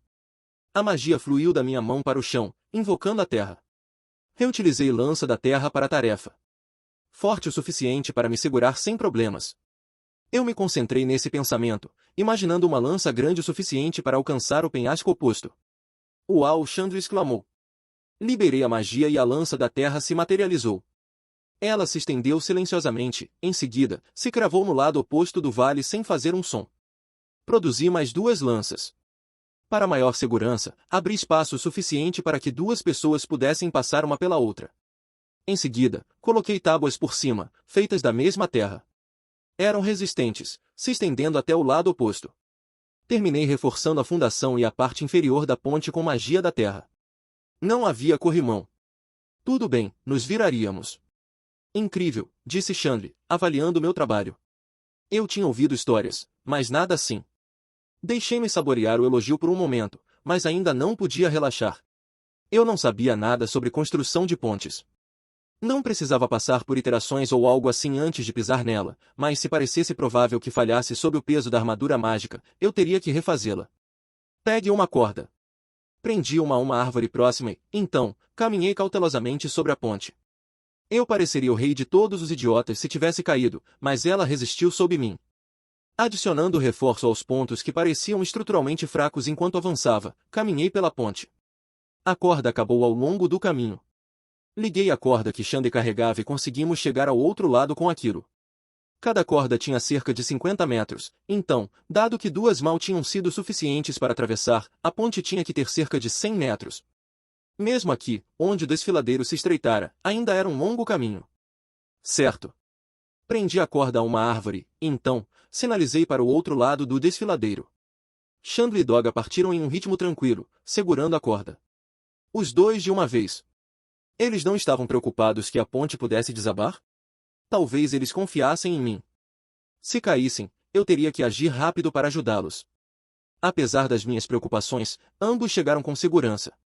Vamos continuar então, não é? Disse Chandler. É melhor estarmos alerta daqui para frente. Olhamos para as profundezas da floresta. Estava escuro lá dentro entre as árvores, e eu senti algo que não havia sentido na floresta que tínhamos atravessado até agora. Aqui, havia monstros. Não tínhamos percorrido nem 100 metros antes de sermos emboscados. Eu ouvi o primeiro, o farfalhar das folhas a roçarem-se umas nas outras. Havia uma brisa, por isso não me ocorreu que pudesse haver um monstro por perto. Parecia que algo distante estava a aproximar-se, algo tão distante que pensei que estávamos seguros. Quando dei por mim, ouvi o mesmo ao pé do meu ouvido. Uma umidade quente e rançosa deslizou pelo meu nariz. Algo estava agarrado ao tronco da árvore mesmo ao meu lado. Mal dei por isso, a árvore flectiu e os ramos farfalharam. Um momento depois, algo pesado caiu atrás de mim. Voltei-me e vi Doga deitado de costas. Não vi mais nada. A cabeça de Doga estava a contorcer-se descontroladamente e as suas mãos agarravam-se ao ar como se quisessem impedir o que quer que estivesse a mover a sua cabeça. Há qualquer coisa ali. Não usei magia, apenas dei um murro no que quer que fosse que estava em cima do Doga com toda a força que consegui reunir. O punho sobrenaturalmente reforçado da armadura mágica mandou o agressor pelos ares. Senti carne e ossos a esmagarem-se. A coisa embateu num tronco de árvore com um salpico de sangue vermelho. A cor do sangue revelou a sua forma. Era uma besta de 4 patas. Não consegui distinguir nenhuma característica, mas tinha 4 patas. Reflexivamente, atirei-lhe com um canhão de pedra para acabar com ele. Praticamente no mesmo momento, algo bateu nas minhas costas. Virei-me, pronto para ripostar com magia. Doga! Levanta-te! Era o Chandri. Ele tinha se posicionado para proteger as minhas costas. Doga levantou-se e veio para minha frente, tirando o machado das costas. Pessoal, vá lá. Não consigo ver nada. O inimigo é invisível, os números são desconhecidos. Doga, os olhos não servem para nada aqui, usa os ouvidos. Lidem apenas com o inimigo à vossa frente. Mestre Rudeus, usa magia. Feitiços de efeito de área para os queimar a todos. Chandri ladrava, dando instruções. Era um pensador rápido. Afinal de contas, devia ser o capitão de uma ordem de cavaleiros. Fiz o que me foi pedido e concentrei a magia nas minhas mãos. Vamos usar magia de fogo. Espera, não, isto era uma floresta. Seria o dobro do trabalho apagar um fogo. Eu usaria magia de água, nova de gelo. Uma fração de segundo antes de eu conseguir lançar um feitiço, o Doga atacou. A lâmina do enorme machado de guerra atravessou a floresta densa, partindo troncos de árvores à medida que avançava. Não encontrou seu alvo. Através de uma nuvem de estilhaços, senti algo a passar por Doga e a vir na minha direção. A armadura mágica era pesada e dura. As presas e garras de um monstro não deixariam qualquer marca nela. Decidido, preparei-me para lançar o meu feitiço. Mestre Rudeus! Chandri colidiu comigo. Eu nem tive tempo de pensar que diabos, antes que a lança passasse por mim. Parecia estar suspensa no ar. Foi então que percebi que ela estava cravando algo transparente no chão. A lança era branca, puramente branca, como osso de animal. Havia algo evocativo nisso. Então, um homem caiu no chão para pegar a lança. Ele tinha cabelos verdes e uma pele tão pálida que parecia doente. Ele usava uma roupa folclórica um pouco como um poncho. Sim, sem dúvida. Só de olhar para as costas dele, eu o conheceria em qualquer lugar. Ruiget, eu chamei, levantando-me e estendendo os braços. Ele pegou a lança e depois se virou para mim. Houve uma pausa. Eu não o conhecia. Ele era bonito e parecia um pouco com Ruiget, mas não era ele. O Ruiget que eu conhecia era mais, havia algo em sua mandíbula. Desculpe, foi um erro, eu disse. Droga. Eu previa que poderia haver outro Superd por perto, mas esse não é o Superd que eu estava procurando. Ah, droga, eu acabei de falar o nome de Ruiget. Caramba, meu rosto está vermelho. Você conhece o Ruiget? Perguntou o Superd desconhecido, admirado. Oh, certo. Ele é um Superd, então vai conhecer o Ruiget. Além disso, não importa que ele não seja o Ruiget. Com todos os problemas que o reino de Bierill está enfrentando ultimamente, o fato de ser um super diferente não significa absolutamente nada. Certo? Sim. Sim. Ele é um aliado, não, um amigo. Eu lhe devo muito. Se você está aqui por causa dele, me siga. Vou levá-lo até ele. O homem se virou para sair. Espere um minuto. Eu chamei por ele, atordoado. Ele está aqui, então. O Superda sentiu como se fosse óbvio. Ele está.